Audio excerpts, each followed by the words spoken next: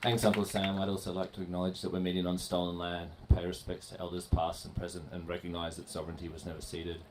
I'll also now individually acknowledge every single distinguished guest by name and title. I'm not going to, it's just kidding. I'll try and keep it short. Today is a day for sorrow and sombre reflection, but I also think it needs to be a day of anger and a day of acknowledging that the wrongs we're commemorating and apologising for are still going on here today in this state, in this city.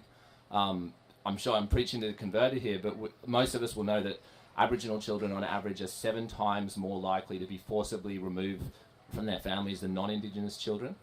And perhaps even more concerningly, around 40% of Aboriginal children who are in out-of-home care have been placed with non-indigenous families.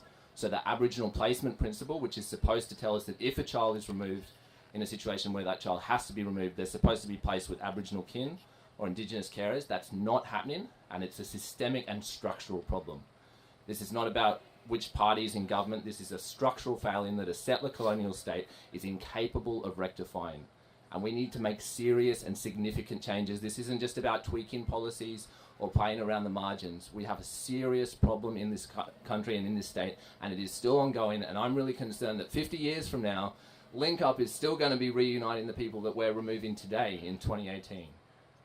And I just think we need to be mindful of that and to reflect on that. I know a lot of people here are doing a lot of work to challenge that, but we need to give voice to it, and we need to be angry, and we need to stand up to these systems of oppression, because the system is failing Aboriginal children on a systemic level, and something that makes me really sad and frustrated. So thank you for being here. Thank you to the organisers. It's an honour and a privilege to speak, and keep up the fight. Cheers.